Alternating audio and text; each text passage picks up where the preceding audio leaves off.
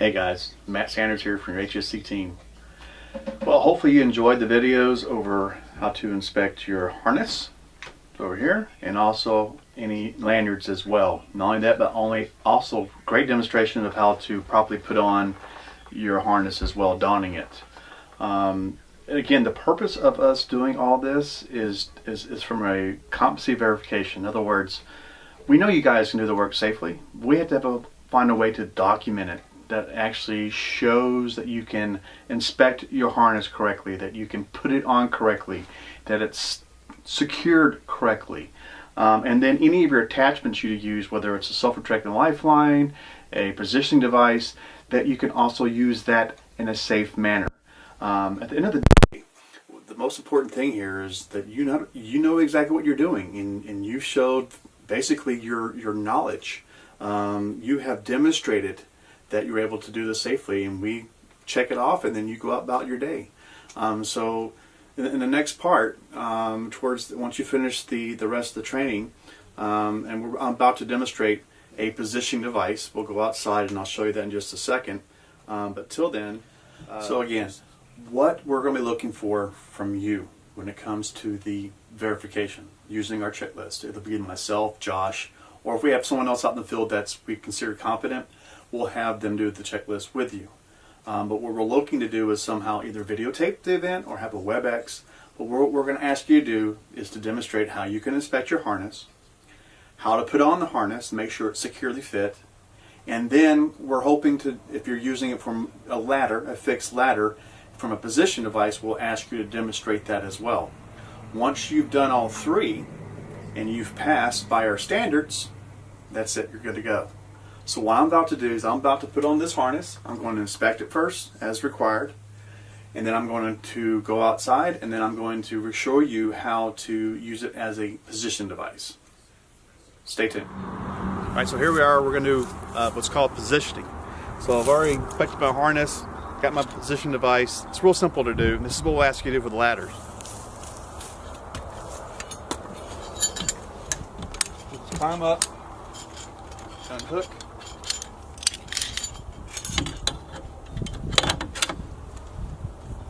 Now I already know this thing's can withstand 3,000 pounds, but then allows you to work hands free, and then you can undo the lock. Real simple as that.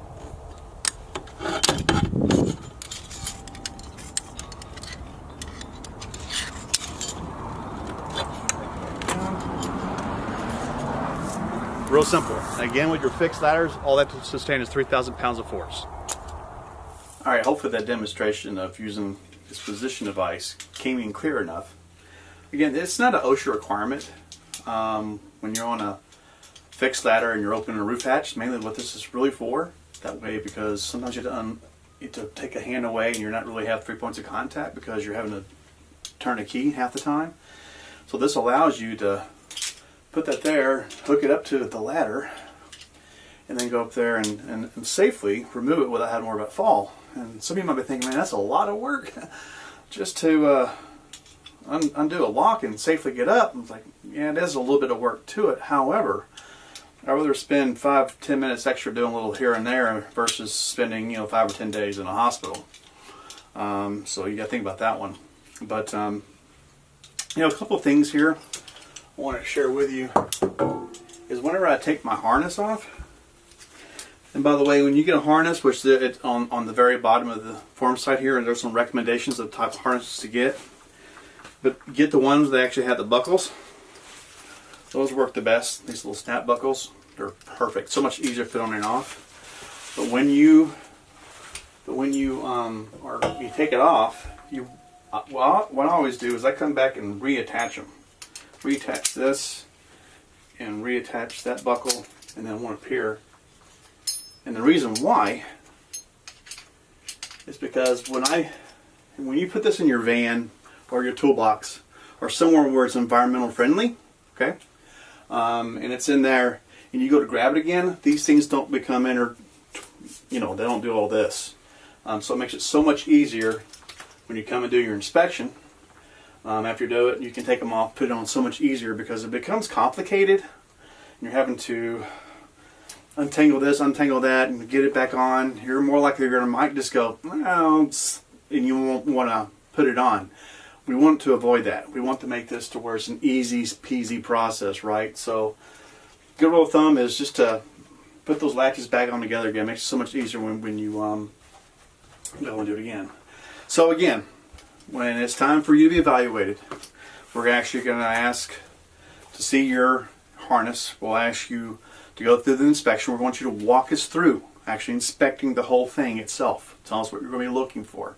If you have any attachments, like a position device, we'll ask you to do the same thing on that. Then the next step will be for you to put the harness on.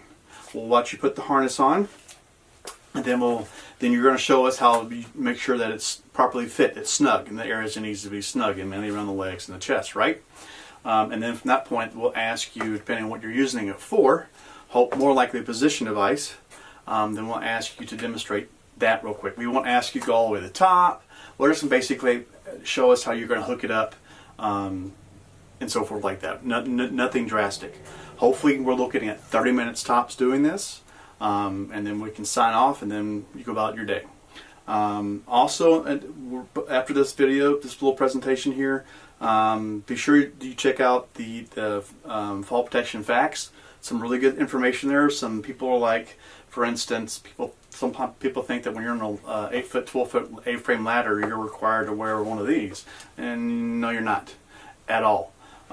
There's some good things about anchor points, so be sure you read that as well. And the very last thing I've included in the forms in this training here is the recommended parts. Actually, the one I showed you that's on there is this, and the position device is this over here. So hopefully you enjoyed my presentation of it, and please read the rest of it below. Acknowledge. If you have any questions, reach out to myself or Josh, and we'll be gladly to assist you. Thanks, man.